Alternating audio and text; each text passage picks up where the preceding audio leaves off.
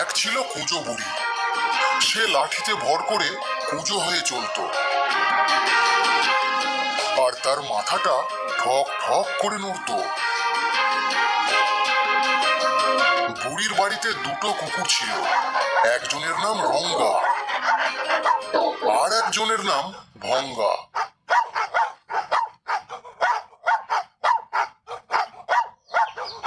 আরে এই রঙ্গার ভঙ্গা, কি হলো তোদের? এত চেঁচামেচি করছিস কেন? চুপ কর না।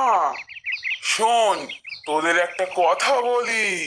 আমি নাতনির বাড়ি যাচ্ছি, তোরা বাড়িতে থাকিস, কোথাও চলে টলে যাসনি যেন। এই বলে বুড়ি লাঠিতে ভর করে কুঁচো হয়ে চলল নাতনির বাড়ি।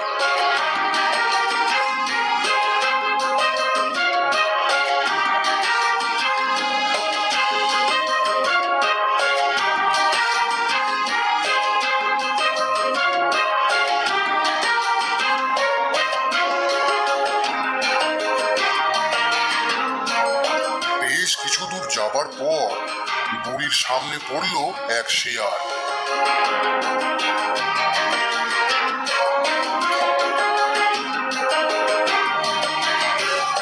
কি বুড়ি, ঠক ঠক করে চললি কোথায়? আয়, তোর মাংস খাবো।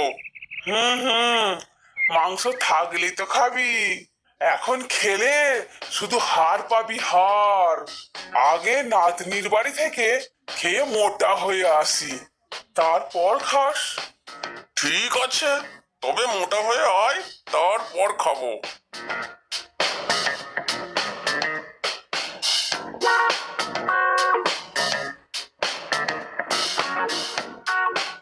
ঠক ঠক করে বুড়ি চলতে লাগলো জঙ্গলের পথ ধরে।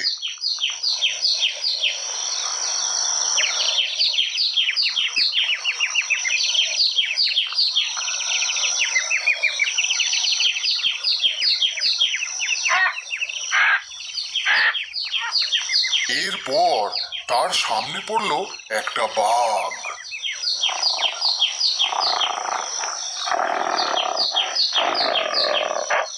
আয় বুড়ি আয়, তোকে খেয়ে আজ পেট ভরাবো। সবুর কর, সবুর কর, আমি নাতনির বাড়ি যাচ্ছি, সেখান থেকে মোটা হয়ে আসি, তারপর খাস। আচ্ছা, তবে যা, খেয়ে মোটা হয়ে আয়, তারপর খাবো। এরপর বুড়ি আবার চলতে থাকে।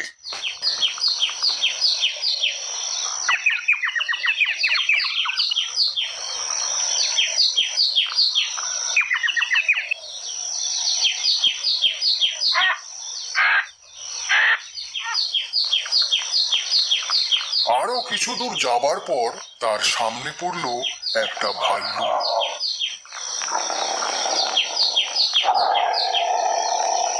এই যে বুড়ি, ঠক ঠক করে চললি কোথায়? দাঁড়া দাঁড়া, তোকে আজ খাবোই। জানতাম তুই আমাকে খেতে এসেছিস, একটু সবুর কর, নাতনির বাড়ি থেকে খেয়ে মোটা হয়ে আসি, তারপর খাস। নইলে দেখছিস তো আমার এই রোগা পটকা শরীরে শুধু হাড়গুলোই আছে, সেগুলো খেয়ে কি তোর পেট ভরবে? ও, ঠিক আছে, যা, তাহলে ফেরার পথেই তোকে খাবো।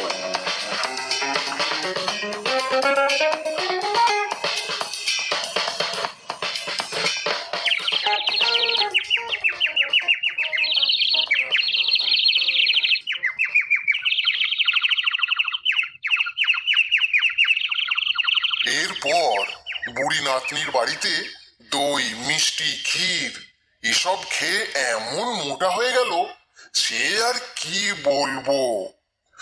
আর একটু খাওয়া বেশি হলে হয়তো বলের মতো ফেটেই যেত।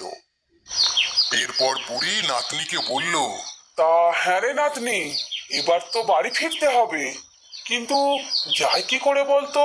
চলতে তো পারবো না। তুমি কোনো চিন্তা করো না দিদিমা, আমি সব ব্যবস্থা করে দেব, তুমি একটু দাঁড়াও, আমি আসছি।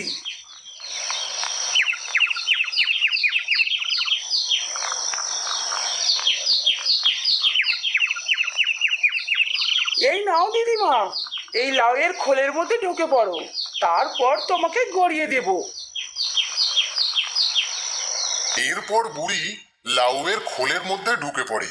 তারপর নাতনি এক ঠেলা মেরে গড়িয়ে দেয়। লাউ গড়াতে গড়াতে চলল সেই পথ ধরে, যে পথ দিয়ে বুড়ি এসেছিল।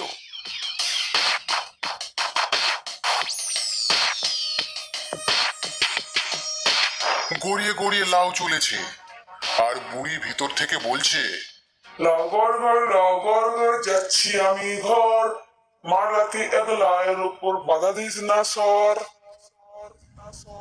পথের মধ্যে সেই ভাল্লুক হাঁ করে বসে আছে বুড়িকে খাবে বলে, কিন্তু সে কাউকেই দেখতে পেল না। শুধু দেখলো একটা লাউ নাকি গড়িয়ে গড়িয়ে আসছে। কাছে আসতেই সে নেড়ে চেড়ে দেখলো বুড়িও নয়, খাবার জিনিসও নয়, শুধু ভিতর থেকে বলছে, লগর ঘর যাচ্ছি আমি ঘর, মারাতি একলায়ের উপর বাধা দিস না সর। দূর, বুড়ি হয়তো চলে গেছে, আর এই জিনিসটা কি আর হবে। লাথি মারতে বলছে যখন, দিই এক লাথি। এই বলে লাউটিকে লাথি মারতেই আবার গড়িয়ে গড়িয়ে চলল।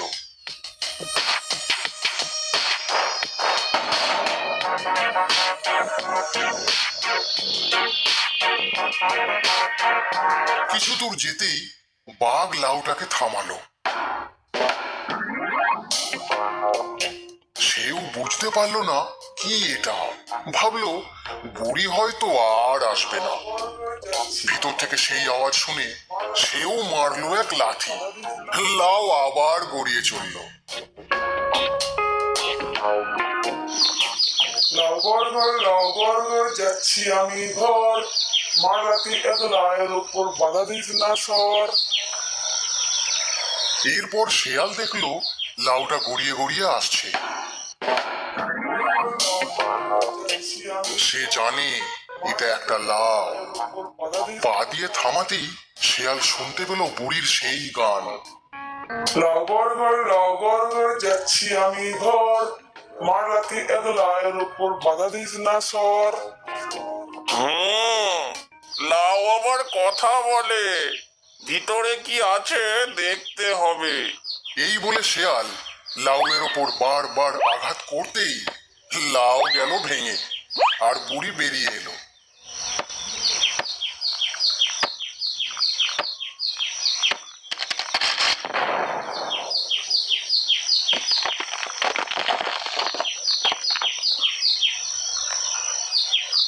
ও, তুই ভিতরে ছিলিস, এবার আয় তোকে খাবো।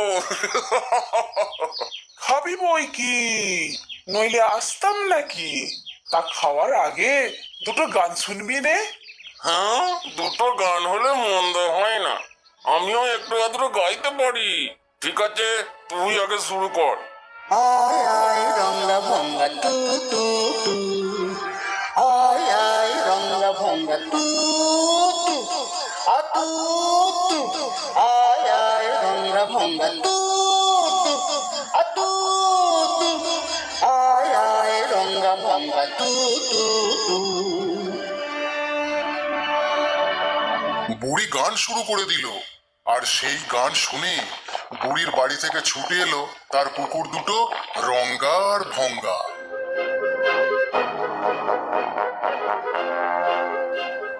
তারা শিয়ালকে দেখতে পেয়ে দুজনে দুদিক থেকে কামড়ে মারলো টান। শিয়ালের ঘাড় আর কোমর দুটোই গেল ভেঙে।